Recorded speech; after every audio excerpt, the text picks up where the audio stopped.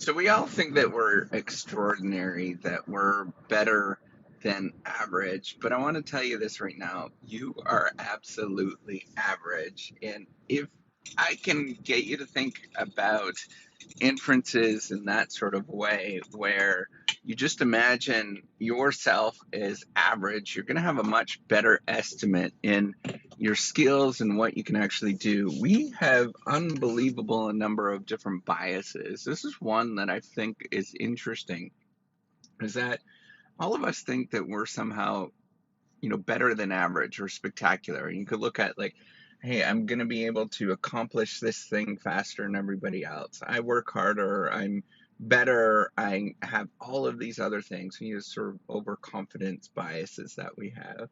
You know, that that I'm more attractive than everybody else, that I speak in a better way. I don't know, like all these kind of biases, right? That we think that we are somehow better than everybody else.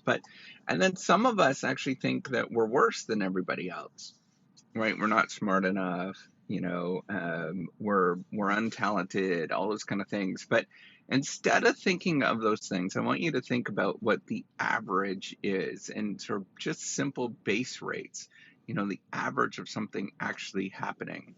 And if you look at the average of things happening, you'll have a much better calibration on what happens and what to do. So you might think about, um, you know, finishing, a PhD degree, for example, right? On average, you're probably going to spend 5 years, but we all think almost every PhD comes in thinking they're going to finish it in 3, but in reality, it takes 5, right? Or you're working on something, um, for example, a task at work, and you think that the task at work is, I can accomplish this in so much speed. But when you get experience, you realize that, hey, on average, it takes a heck of a lot longer. It almost always takes 3 times longer than you think it's going to take at the beginning. And that's where you should look around and start looking at what the averages are in terms of what's going to happen, right? So you might think about picking the stocks in the stock market, right? And I'm the best at picking the stocks in the stock market, and I can always pick winners. Well, on average, you're not going to be better than anybody else because they all have the same information as you do. And you should expect to be right in the middle, dead center of everybody else. You can't do better than average. I think, there's so much of this that goes around. If you just simply think about, on average, how long this is going to take, on average, and the problem is we completely, either overestimate or underestimate those averages because we're thinking about ourselves, right? And what you need to do is think about a group of people and think about how they're going to react to it or what their action is, what their outcomes are. If you think about all of that in terms of, accounting for, intelligent people, not intelligent people, people that are slow, people that are fast, all of those, you'll have a much different answers, almost always far different answer than what you sort of think about is, I can actually do this. And often it's very, for me, it tends to be a much more pessimistic estimate, because I tend to think that I can get things done. I'm faster, better, and everything else than average. But other people might be different, right? They might think that they're not as competent in all those kind of things, and they look at it, actually probably does take, it would be quicker than what they thought it would be, right? And it's just what your natural biases have or your tendencies are and what they go to.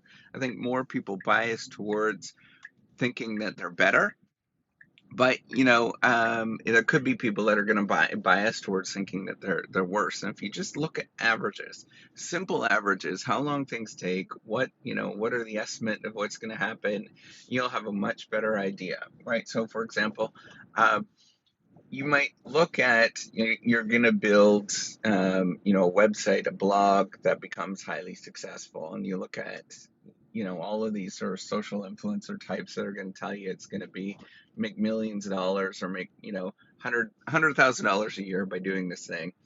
And then, you look on average, on average, people don't make that much money from these things, right? You talk to the number of people that have started a blog or started, um, something along those lines, and you realize that there's an awful lot of people that have started these things and have done these things, and they don't pan out.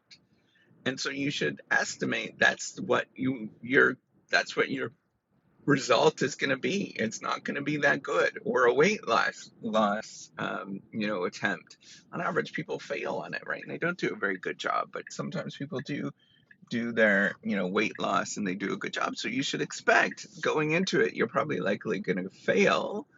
And plan for that accordingly and make your actions based on that accordingly. How can you, instead of thinking about how am I going to succeed at this weight loss endeavor, how do I plan such that I'm going to be more likely to fail? And it's a far different decision set and how to actually think about these things, and what to actually do, because you'll set yourself up instead of, if you go into it thinking you're going to win, you're going to think about like how to make it as hard as possible and all those kind of things. But if you go into it thinking, hey, I'm very likely to fail at this, your decision set is going to be, how do I make it easy for me to succeed, right? And so you think about, okay, my goal, instead of I'm going to lose 100 pounds in a month, or 25 pounds in a month, my goal is I'm going to lose a pound this month, and that's it. That's a far different decision set. It's far easier to accomplish, and it's much more likely that you're going to succeed at what you're going to do. So that's all I wanted to say.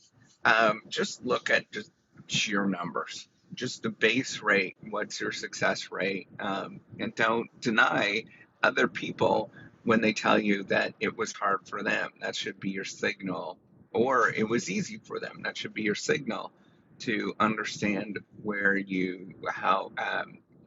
your best estimate of things will take. All right, take care. Have a wonderful day.